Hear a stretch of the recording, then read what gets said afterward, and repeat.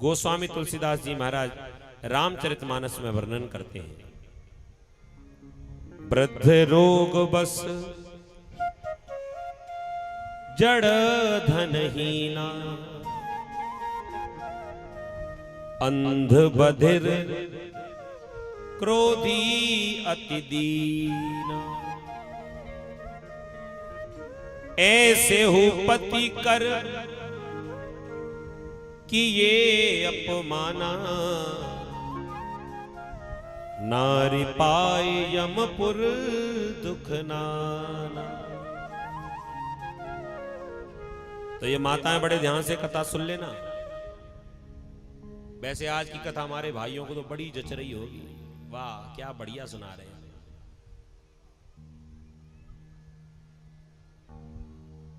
आप लोग बड़े ध्यान से सुन लेना माताओं। पति चाहे जैसा भी हो, चाहे वो क्रोधी हो, चाहे वो रोगी हो, चाहे कितना भी झगड़ा करता हो, चाहे कितना भी नाराज होता हो, कभी उसका त्याग मत करना। और तो और भले ही 15 दिन में एक बार लाठी से सेवा भी कर दे,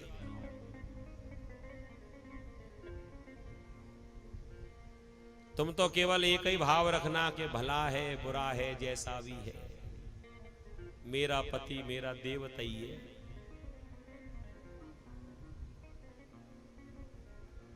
कैसे प्रसन्न रहे, देखो इनको जरा। आह, मिश्री सी घुर रही है। वाह महाराज, मन कैसी कह रहे हो। ये कथा तो पहले दिन से ही सुनाते, रोज सुनाते। हमारी तो सुनती नहीं, शायद आप ही की सुन ले। देखो पति और पत्नी का संबंध ही ऐसा होता है जी।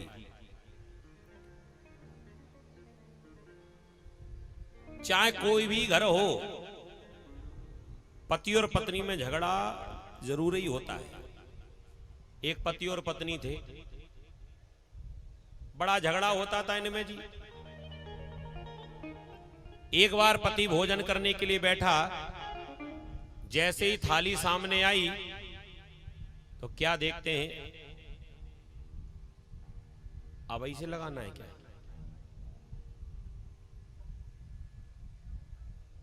बोलिए भक्तवत्सल भगवान की।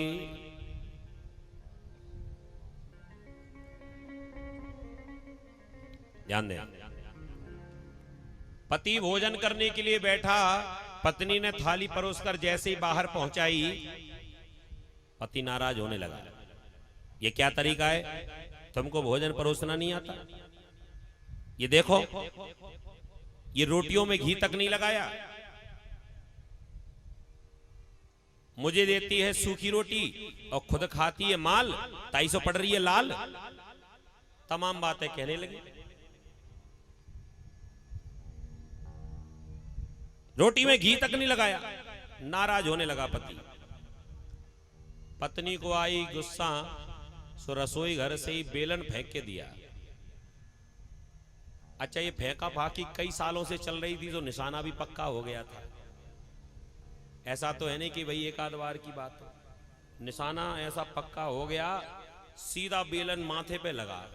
सुबह पति के माथे पे एक माथा छोटा सा और निकल आया। होता ना, घूंगर उठ गया।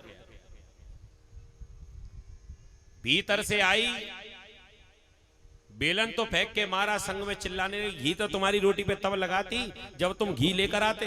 कितने दिनों से चिल्ला रही हूं, घर में घी नहीं है, घी नहीं है, घी नहीं है, लेकिन तुम मेरी एक सुनते नहीं हो। कहां से घी लगाती? पति को अपनी गलती का एहसास हुआ, गलती तो मेरी है, घी तो मुझे ही लेके आना पड़ेगा। अब पति से कोई उत्तर नहीं बना, सो कह दिया लाओ डब्बा ले आओ, हम घी ले आए। सो खाली डब्बा लेकर बाजार में पहुंचा। रास्ते में इसका मित्र मिल गया। मित्र ने कहा, अरे भैया राम राम। राम राम सूखे से मुंह से करने लगा। दर्द हो रहा था, दूसरा 2 माते हो भैया तो समझ लो। मित्र ने कहा, भैया ये तुम्हारे सिर पर ये चोट कैसे लग गई? अब क्या बताता कि पत्नी से पिटकर आया है। अपनी बात संभालने के लिए कहने लगा, अरे कुछ नहीं, सीढ़ियों से उतर रहा था, पैर फिसल गया, सो सिर के बल गिरा और ये देखो चोट लग गई। मित्र ने कहा, अरे राम राम, तुमने गलत किया, ये तुम्हारे चोट लग गई, उसी समय तुम्हें इस पर घी लगा लेना चाहिए था। माता ठोका, हे भगवान, घी होता तो ये घूंगर काय को उठता, घी की वजह से ही तो उठा, घी क्यों नहीं लगाया? अब क्या कितना छुपाता, कह दिया भैया ये घी की वजह से ही तो घूंगर उठा है। मतलब पत्नी ने बेलन फेंक के मारा। इतने दिनों से कह रही थी कि घी ले आओ, घी ले आओ, मुझे ध्यान ही ना रही, और देखो आज तो उसने बेलन फेंक के मार ही दिया। मित्र समझ गया। मित्र ने कहा, देखो जी,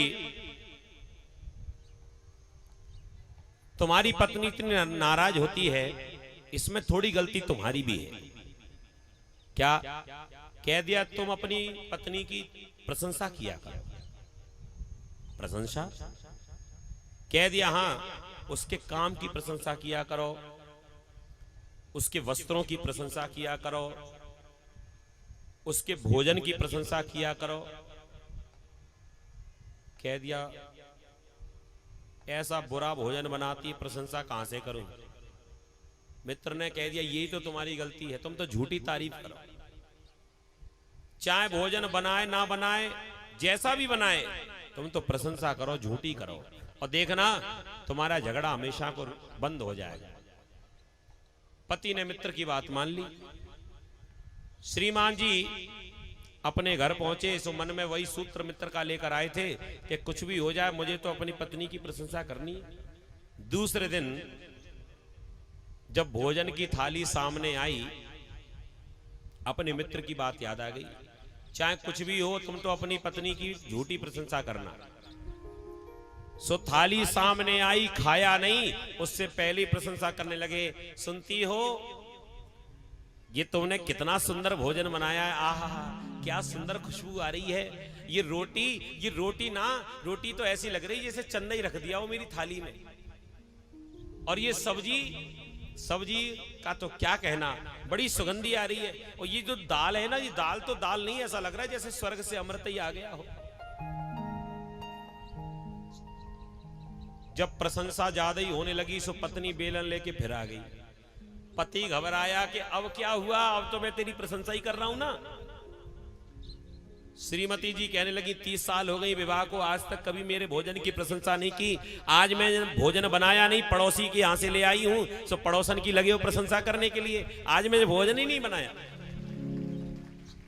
तो कहने का भाव, पति और पत्नी का तो संबंध ऐसा है, थोड़ी बहुत नोक झोंक तो सबके घर में होती रहती है।